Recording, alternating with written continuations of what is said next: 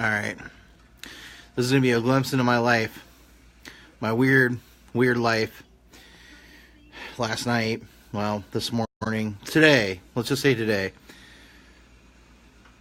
Jeannie got up to go to the bathroom. And I had it in my head that the kids were at school and this was my nap between them going to school and me getting up for work. So I looked at my phone and my phone said 3:18 a.m. I just woke up. Things weren't registering. I panicked. My first thought was that I slept through the day and it was 3:18 p.m. And I slept so long that we already made it through. My kid get off the bus.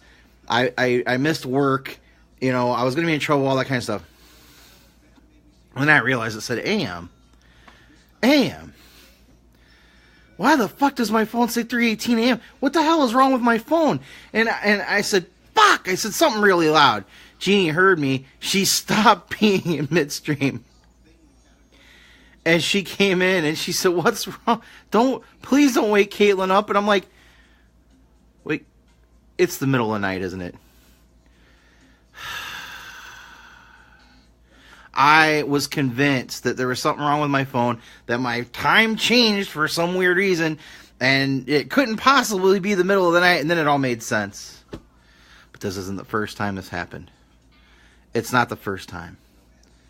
It's the second time. I've never done this any other time but this one other time. And it was 20-some years ago. I was working for Domino's Pizza in Kent, Ohio. I was an assistant manager. And it was my duty to open up the store at 11 a.m. I got up at 4:42 and I thought I missed my alarm. I thought I slept through the day. And my first thought was, I better call Larry. Larry was the general manager. I better call Larry. It was his day off because the person who was going to close the shift was filling in for him so he could have the day off. So it was his vacation day. So 4:42 a.m. on his vacation day, I call him. And I said, "Oh, Larry, man, I'm so sorry. I didn't open the store. I just don't fire me, man. Don't fire me." And he's like, "Dude, it's the middle of the night. Go back to bed." So yeah, that happens. One time, my alarm went off. This was relatively recent. I've never believed in demons, ever. Not even when I was Catholic and a little kid. Never believed in demons. I thought demons were ridiculous. But this is funny. I wake up, my alarm's going off, and I'm like, demons set my alarm! I don't believe in demons, I promise you. If you're wondering why I'm not working out today, the damn vertigo is back. I can look at you because I put the camera in front of me. Like a dumbass, I had it off to the left. And I couldn't look at you because, you know, the camera was off to the left and I couldn't look that way. If I look that way, I get dizzy. It sucks. I look, you know, if I'm looking fairly straight, it's okay. So these weird things happen. I get these weird ideas in my head when I'm half awake and, you know, comedy ensues, I guess.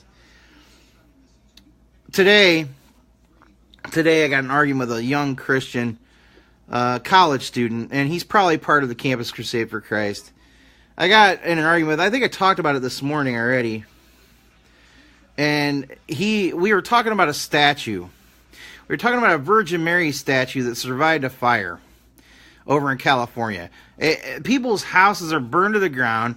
Their cars are melted. They have melted tires. They're burnt out husks. All their photo albums are burned. They're keepsakes. If a guy had a man cave or a woman had a woman cave, whatever, if they had a theater room, whatever, it's all burned. Entertainment systems, Xboxes, computers, all done. All burned to the ground, all gone. You saw in a hurricane, people's roofs got lifted off and stuff like that. No, all gone, burnt to the ground, burnt to ash. But this statue, which was outside and made of fucking stone, oh, that's a miracle. That survived. That survived. And this, I'm you know, I was sarcastic about it, of course. And I pretty much said that I commented about the same thing I just said. And this kid is like, "Why do you hold a grudge against religion? This kind of stuff gives people hope." I'm like, hope? Their fucking house is gone. Why is this news? Why doesn't the news, and this is what I said, why doesn't the news tell us what the relief efforts are and how to help? Because the only thing that's going to solve these problems is human action. The only thing that's going to solve these problems is money from us and action from us, volunteers, medical personnel to treat, the injured. There's people missing. There's wildlife that died. There's pets that died. There's people that died. And these people are focused on a goddamn stone fucking statue that would have survived the goddamn fire anyway. Why is this important? Because the news loves to push religion. I don't know. Is it because religion's the opiate of the masses? Is that really the case? I don't think so. I don't think religion keeps people from doing bad shit. I went to jail once. I was in jail. The people that were in jail with me, most of them wanted to go to church every day. They had church every day in jail. And oh my fuck, did that drive me nuts. And they had church. They had to sing hymns and they had to talk. They preached. There was a guy preaching all day. It was just stupid religious. And a lot of people say, oh, they put up an act to get out early. They're not getting out early. Everybody get out pretty much the same way. It was jail. It wasn't prison. It was just stupid. I got caught trespassing at a grocery store, and it got blown out of proportion, and my dumb ass didn't plead not guilty. I was 20 years old. I was naive about the court system. Should have gotten an attorney. I would have gotten off. I did end up getting out after 18 days because my parents got an attorney, and the attorney just said, this is fucking stupid. So, yeah, I pleaded guilty. I thought I was guilty of trespassing. Well, they accused me of criminal trespassing. I just thought that was the name of it. I didn't know that was a different thing. They thought I had intent to rob the fucking store. I didn't have any intent to rob. We were stopping so my friend could take a piss. And their dumbasses pled guilty too. We all had high IQs and these dumbasses me included, pled guilty. Don't ever plead guilty. Don't. Unless there's just no fucking doubt. Don't plead guilty. Just get a lawyer. If it's something stupid like that, they'll let you go because they don't want to deal with it. Okay? The jail was already overcrowded, but we had to go to church every fucking day. Until we got into the general population. And when we were in the general population, we didn't have that shit. We didn't have that bullshit. I played euchre most of the time. There's a bunch of people just making dumb mistakes. They got emotionally hitting somebody. They assaulted somebody in a bar. Drunks. There were drunks there. There were just stupid. I mean, there are assholes there, sure. People who are just going to be back and back and back again. But that most of the people just made dumb mistakes, And, I don't know. Church every fucking day, though. Sucked. But, today, I'm not going to say who a family member of mine was preached to and was told that Jesus loves him and that God was real and that I brainwashed Jeannie into being an atheist. That I brainwashed Jeannie. When I met Jeannie, she was in an atheist group. There's a group called Atheist Mingle. That group went nuts at some point. We ended up going over to Godless Mingle. But Atheist Mingle, we met. She was already an atheist. She was pre-atheisted. Okay? What attracted me to her at first, what made me pay attention, was that she was trolling Joel Osteen. And she was going on Joel Osteen's page and just commenting, your posts give me cancer. This post gave me cancer. And it was funny. She had all kinds of funny stuff she said to him, but that was the thing that sticks in my mind. And she kept saying that until Joel Osteen friended her. And then I think she said something like, your friend request gave me cancer, or your posts give me cancer, and he figured it out and blocked her. But this was funny. She kept telling the every time she trolled him, she talked about it in AM, and I thought it was hilarious. So I paid attention, and then we finally got to talk, and here we are, married. It's 2013, October 2013. So she came to me already an atheist, already atheisting hard. But I brainwashed her. I don't want to wash her brain. I love a dirty mind. I don't want to wash anyone's brain. I don't want to be brainwasher. Anyway, I know what they mean, but So, yeah, all this brainwashing I did, I'm a horrible person or something. It's bullshit. She's more of an anti-theist than I am, if anything. I don't mind talking to religious people who come to our door. But she was a former Jehovah's Witness, and she doesn't want any part of that shit. Jehovah's Witnesses came to our door. She went up to him, and she says, I am an apostate. Those are the magic words, folks. If you don't want to put a no trespassing sign up and make yourself look like the crazy neighbor or whatever, you tell them, I am an apostate. Those are the magic words. They will go away. They'll put you on a list. And then they won't come back. I am an apostate. I am an enemy of the church is what you're saying. I'm an enemy of the Kingdom Hall. Speaking of the Kingdom Hall, if you want to do something with Kingdom Halls, there's a whole bunch for sale. Because the Jehovah's Witnesses are collapsing. I don't know exactly why. I think it has something to do with all the child abuse cases that are coming out. But the congregations have gone down. Did you want to say something about that, Jeannie? They also don't have as many members as they used to. Right. What are they down to? You said they went down to like 2 million, by 2 million? Allegedly, they're supposed to be 8.3 million across the world. Uh-huh. And they're allegedly in 240 countries, but Russia told them no. Russia kicked them out? Yeah, well, Ru- they're still there, but Russia told them that they're oh, stop it. Russia told them that they're crazy. Russia told the Jehovah's Witnesses that they're crazy. Now, here's the thing about the former Soviet republics, like Tajikistan, Kyrgyzstan, they actively suppress fundamentalists, and they don't allow Jehovah's Witnesses to congregate. So there's that. That just feeds But witnesses, though. oh yeah, that feeds their persecution complex. I know. Yeah, and that's I know they have that. But they the Jehovah's Witnesses are dwindling now. The Catholics have lost over a third of their congregants in the United States, which makes me fucking happy.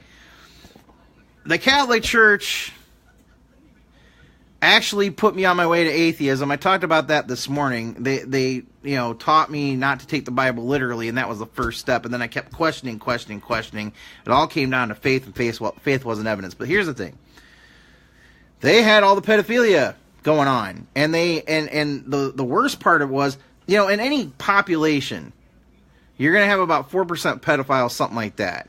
Okay, I'm not sure what this is. I think it's 4% pedophiles. Well, the thing is they were covering it up, and I think you know that. They were covering this up, and the cover-up is what pissed everybody off. My parents did not give to the Catholic Church after that. They remained Catholic. They still went to church. They still believed in the religion, but they didn't want to give anything to the Pope. They didn't want to give anything to the Vatican. So they didn't give anything to the church, so it wouldn't get passed on to the Vatican. So that was a positive change. I think my mom gives now because her church is different. But her church, Sacred Heart in Wadsworth,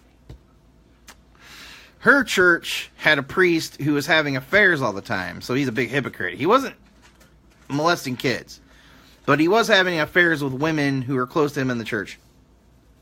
And I think it was Father Ciccolini. I don't remember exactly, but I didn't get molested as an altar boy. I'm happy to say. But yeah, it's such a sick thing that they cover it up, and then these priests will confess, and they will keep these confessions from the authorities. And I know that's a belief in the Catholic Church. We had a homily about that when I was a kid. I remember very distinctly that the priest said, this is something that I don't care. They could put me to death. I'd be a martyr because I will not turn someone into. They'll encourage someone to turn themselves into the authorities, although they weren't doing that with the pedophiles. This is what they said in the homily, though. They'll encourage people to turn themselves in, but they won't turn them into the authorities, even if they're hurting people. That's disgusting to me. Why wouldn't you want to put somebody away? And so I don't have to respect anyone's belief, and I don't respect anybody's beliefs. I respect their humanity. What makes you human is your empathy and your personality and how you conduct yourself. and how you feel about the well-being of others. That's what I accept. I accept your humanity. I don't accept your faith. I don't accept your religion. I don't accept your dogma. I don't accept your woo. I don't accept your conspiracy theories. I accept your humanity. And I think we got to stop coddling. We have to stop coddling faith. I don't want to go around telling people, your religion is bad, but I do want people to stop pushing their religion on people. If it's personal to you, keep it to yourself and don't try to push it on me. I'm not over here pushing atheism, but I'll tell you what, when I get people telling me that I have to do this and I have to do that, I am going to lash back. Now, Francine is saying, I have a different view of the priest-child abuse than you, totally different. I'm Catholic, 12 years Roman convent high school, live with nuns as a high schooler. Okay.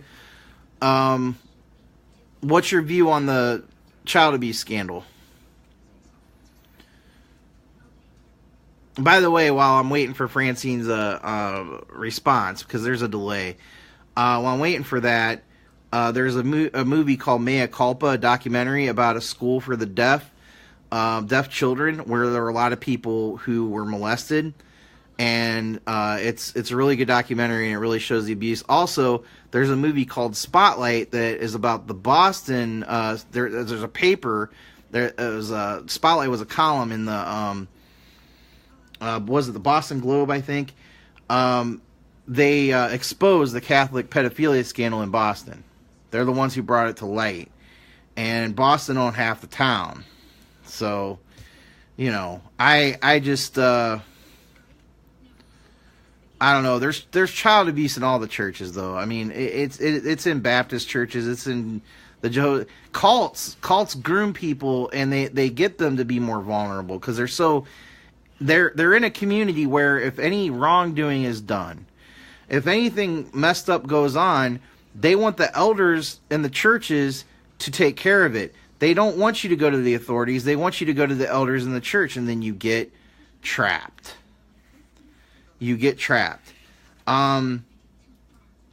I never felt trapped in the Catholic Church. I walked away without an issue. I did feel like telling my parents would end up getting me disowned, or my dad would react violently, but by that time I was way too big to care. My parents actually took it well. My dad actually took it really well. My dad didn't say a word. My mom cried when I came out. But you know why she cried? Is because my first marriage, I eloped, and she didn't get invited to a wedding. She wanted to be part of that. And they would have thrown a big Catholic wedding. I didn't want a Catholic wedding. That's the whole reason I did it. Because I didn't want to argue with them about getting married in a church and having a huge recession with hundreds of people, because that is what my family does. There's 300 people minimum at one of the weddings of my family. And you know how expensive that is? It's expensive. It's pricey. As it was, my parents invited a bunch of people they knew would give us money. It's a terrible reason to invite people. And they gave us some invite. They let us invite a couple people we knew. And they threw us a recession for $4,000. And it was a nice little thing, maybe 30 people there. It wasn't big. Open bar. I don't know how much the total was because there was a lot of alcohol consumed. Who knows? But then we paid for Jeannie and I paid for our own. We had a very small wedding and reception. You may have caught it on YouTube. We did it live. We live streamed it. And there were people on all continents except for Antarctica who saw it. So that was kind of cool. But we paid for ourselves. It was less than $1,000. We had a place called Pugliano's. There's a banquet room. We got that. And then it cost about $800 to cater it. It worked out pretty well. I don't want that huge wedding. It was just too many people you don't know, people you haven't seen in years or you don't remember seeing because you were so little when you saw them last that they're just strangers to you. Why have them? I mean, I don't mind a big party, but oh, good. I'm glad you got to watch my wedding and mine and Jeannie's wedding. That That was nice. Jane Duncan got a lot of decent pictures out of that. She took a lot of stills from the video, and those are pretty cool. I would do it again. I'd marry her all over again. And she'd say yes. Sometimes I'll say, you know what I want to do, and then I'll pause, and then she'll say, get married again? And yeah, of course I would. I'd marry her all over again. I mean, we're building a life together, and it's a nice thing. Well, I'm not really sure what else to talk about. I'm not working out this time because I don't want to trigger the vertigo, or exertion triggers the vertigo. So does heat and other things. And I'm trying not to be dizzy tonight. I'm hoping in the morning I wake up and it's gone. It's been like every other day since Monday. So, hopefully. So 2 days I was okay. 2 days I was dizzy. And I don't want to get dizzy again. I want to be able to take my kid to the bus stop in the morning. And I want to function. And I want to work out because I'm aggressively trying to lose 2 pounds a week. Because in a couple years I'm running for office. I am running for House of Representatives, or I might run for Senate. It depends. I might end up going in and trying to defeat Toomey. Depends on what happens in 2018. If in 2018 Keith Rothfuss is gone and defeated by a Democratic challenger, I will go after Toomey. So I'll tell you what. I'm going to end it here. We have dinner coming here. And thank you all for joining me. I appreciate it. If you have any topics you want me to talk about, once again, please let me know. This is on YouTube as well. It's live in my bathroom. I'm not in my bathroom. I'm sorry. But I needed regular clothes on. So just subscribe to my channel if you would. And please join me again and let me know what you want me to talk about. Let me know what you want to hear. I know some people want to hear atheist stuff, and I'm happy to talk about that. I'm happy to talk about separation of church and state issues. I think my next video will be what legislation keeps coming up in state legislatures and has been for like the last 20 years. It'll come up every year whether it gets voted in or not. They don't care. They're going to keep trying. So I think that's the next video. So let me know if there's anything else you want me to cover, because I'm happy to do it. Have a good night. I appreciate you joining. Thank you. You're awesome.